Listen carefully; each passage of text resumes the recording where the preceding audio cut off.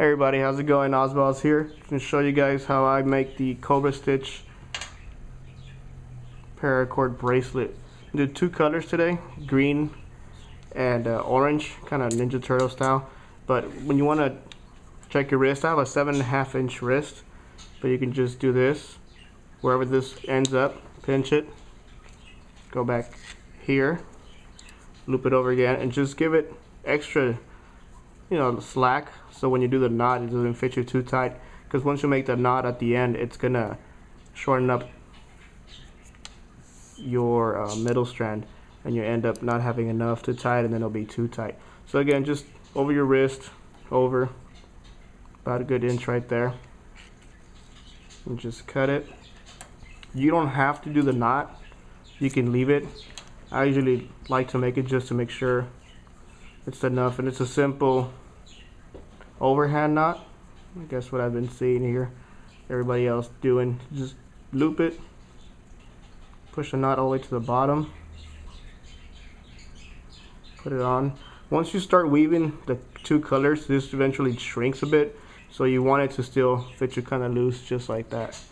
Now two colors again, put the green away here. Is using a candle for right now, just to cinch the colors. What you want to do is just join them together. Careful on burning your fingers a lot. Leave the strands here. A couple tricks others that I've seen too is you can we'll just pull this one out a bit, cut the strands, pull this out. What you want to do is kind of tuck in the other color into the paracord. That way when they cinch together it's got a good seal, so there's not a lot here. Just open it up, your other color, burn it a little bit. Actually these tend to get in the way, so you can cut it, singe it a bit, and just tuck this one in here like this, cover it up. Once you put it together, I always like to do the darker color on the outside, so when you singe it, you don't get that thickness. If you burn it too much, it's not going to stick well, but you just want to make sure that they do connect. Once they're stuck together, let's see here, like this. Again, be careful you don't burn yourself.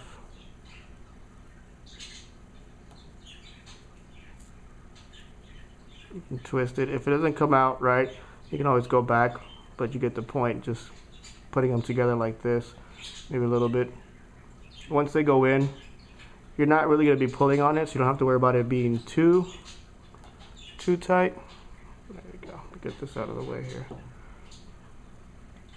So once you have your two colors synced together, easy way. Everybody always has some kind of machine or something. It's always nice to do it freehand, because you could be watching a video, sitting at the couch, TV, dinner table, whatever.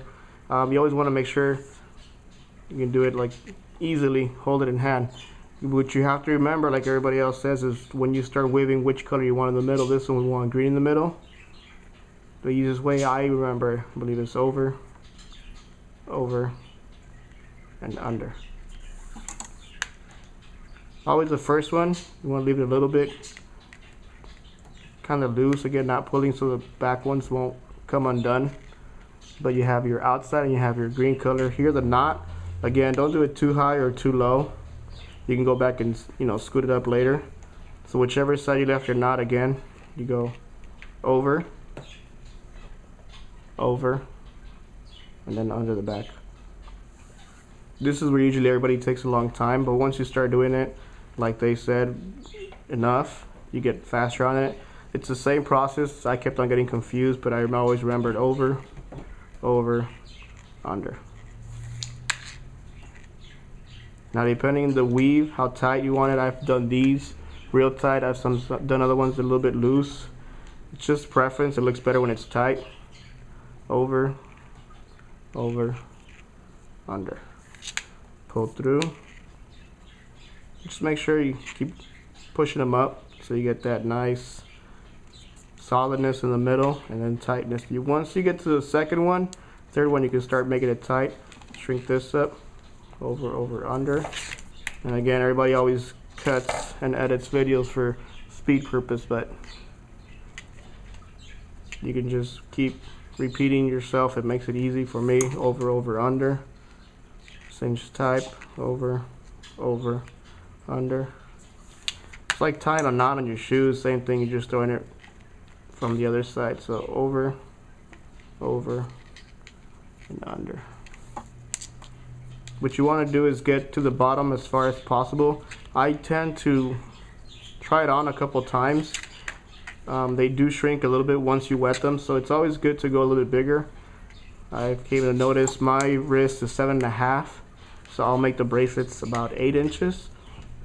And after a while from being out on the street, you can shower with it, maybe working on your car, watering the grass, whatever it is. If it shrinks up, it's still not going to be too tight. You can adjust the ones with the clips.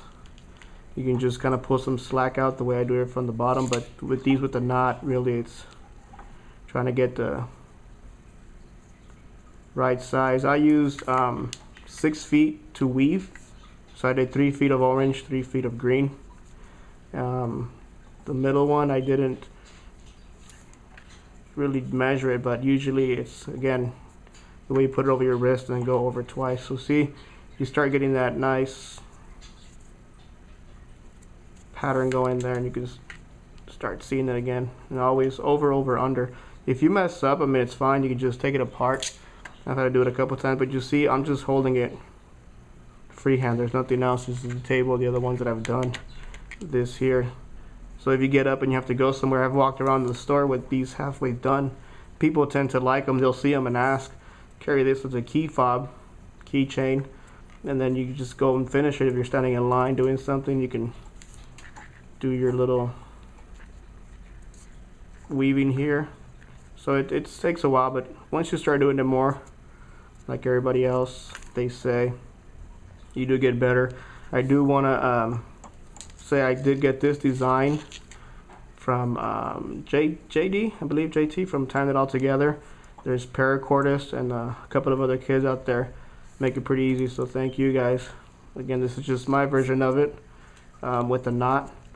I do have also some other monkey fist I'm working on just to try and kind of get them out there. Maybe thinking about selling them. $10 seems to be a decent price. I've seen them online for 15, at stores for 5, but they don't do the nice tight weave. Like you can see this will stand upright, and it's getting there. If you feel this is too big, you can always pull this down.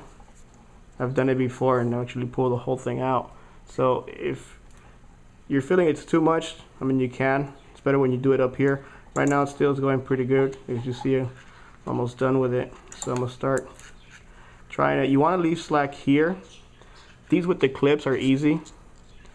These with the knots, once you get here, if you do the stitch all the way to the bottom, you won't get that nice hook. And these really do get a lot of strength. It's 550 cord, 7 strands, so it's the mil spec, real hard one here. Once you start getting it, you'll see when you kind of need to stop weaving, and just continue the pattern over, over, under, over, over, under. I learned by rote, repetitive, just keep doing it. Did one bracelet like 4 times just to get it. This one, again, the cobra weave. This one is the river. That's one of the first ones I did too, but I've seen everybody mostly like the cobra, but these are also ones I like to make. So here, let's see what we got so far. Again, you can put it over. I always like to do it from this corner of my wrist. Kind of tuck it in. See where it's going.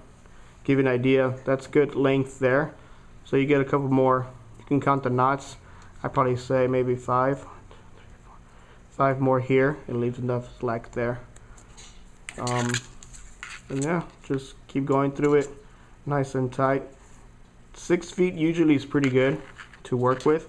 If you do get all the way to the end, it does become a little bit harder to tie it, but 6 feet to weave 3 feet of each color. Again, I have a 7.5 inch wrist. Some of the numbers I couldn't find online, so I started just writing it down and seeing what worked best. So 7.5 inch wrist. The middle part, again, this one's always a little different to your comfort, however you like it, but see we're kind of getting to the end. Over, over, under.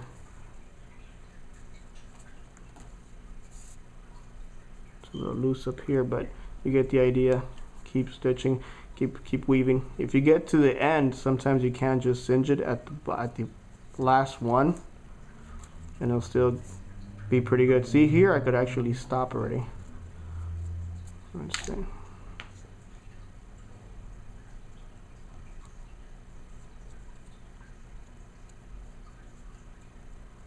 Yeah, see, that's not bad. And this eventually, once I wet it, I wear them on purpose. You can wear them to the shower, watering the lawn, whatever you're doing. This knot, since we didn't tighten it up all the way, you still can scoot it back and you can stop it there. But remember, you want to have enough space for it to go through. So this, I'll go ahead and end it there. Make this knot a little bit tighter. And again, you don't have to make this knot. You can wait to the end. You can adjust it. Another video I had seen, it's true, sometimes people did call midways on making one, and they said, hey, can you make me one for a 6.5 inch wrist? So then you just start cutting back on the size you need to make it here. Let me do this. Gotta be careful with these. If you don't cinch the bottom, you'll end up with this. Sometimes can be annoying. Kind of hard to work with. Let me see if I can cinch it a little bit, just so I can tie it off. But yeah, if you guys have any questions, comments, concerns, I appreciate it. I'm just kind of starting it off with other videos I've seen. Just trying to make it easy to make the knot. So again, go over. See, I kind of have one short strand, so this might be a little difficult. One of the things about this too, it's kind of nice. It's pretty calming. You got a little time on your hands, something to do. Go out to the store, go out for a walk, maybe take some of the paracord and gives you something to do. So there we go. Let's see. Got that knot in place. These two, pull them tight. Make sure you can check it one more time. I've noticed also they do come out different sizes. You try to get always the same one, so if somebody calls you. So there you go, that's pretty good. So now to singe it, like everybody always says, make sure, I like to pull these ends tight. This one more.